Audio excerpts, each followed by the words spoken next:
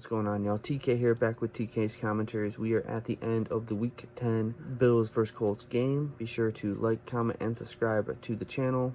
We are grinding over here on YouTube. Buffalo coming out with the victory 30-10. Gonna go over the end of game thoughts. Josh Allen had kind of an off game today. He had a 60.6 QBR rating while going 22 of 37 for only 280 yards, 0 passing touchdowns, 2 interceptions. Not really his strongest game throwing the ball. Hopefully he can get back on track next week. But overall, 320 total yards with the 1 rushing touchdown. Buffalo's defense was eating pretty much the whole entire season outside of the last drive where Indy did get a late touchdown. Joe Flacco throwing a high point jump ball to Alec Pierce, who went up and got it against a guy that I think is like 5th string, doesn't even play as their return man. But overall, they gave up 20 points. Defense was absolutely eating, like I had mentioned.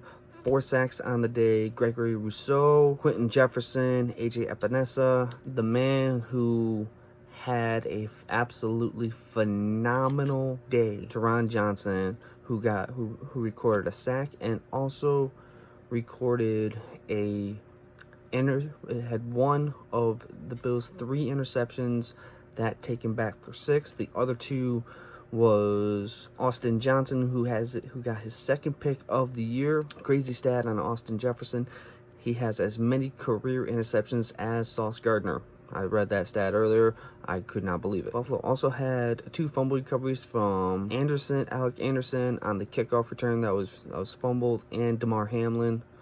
Love seeing that, especially being that Joe Flacco was named the comeback player of the year last year over Damar Hamlin. You could go either way on who deserved it more. James Cook had a relatively quiet night, was able to break out for a 20-yarder, finished with 19 carries for 80 yards and got the 1 touchdown. Allen adding the other rushing touchdown on 8 carries for 50 yards. Allen's 1 rushing touchdown did move him tied with O.J. Simpson for 2nd in Bills history for rushing touchdowns. The only person ahead of him is the legend himself, Thurman Thomas. 3rd quarter was really nothing to write home about. It was turnovers by both teams. Both of those picks were on Allen. The one he kind of got hit, but it kind of floated on him. Tyler Bass comes out, hits 3 for 3 with the longest of 47, and went 3 for 3 on his extra points, with his longest being like a 48-49 yarder. It ended up being back because Spencer Brown, who was sticking up for his quarterback, got called for a personal foul that knocked him back 15 yards. So he ended up making like a 48-49 yarder extra point, which is crazy. Defensively, they gave up, if you count the actual, if you take off the amount of yards that they got for sacks, defensively, Buffalo's defense gave up over 360 yards. They gave up the 2 touchdowns, as I mentioned, the 1 late, but they got the fumbles, the 4 sacks, and the 3 picks. So a little bit to be desired. Not bad if you break it down into a quarter-by-quarter stats, but hopefully they can rebound next week. They do have a tough matchup. Buffalo does move to 8-2 with still firm control of the AFC East. They are home next week versus the Chiefs. They play the Chiefs at home at 4:25 at Highmark Stadium. Bills Mafia, if you're going to that game, y'all need to show out.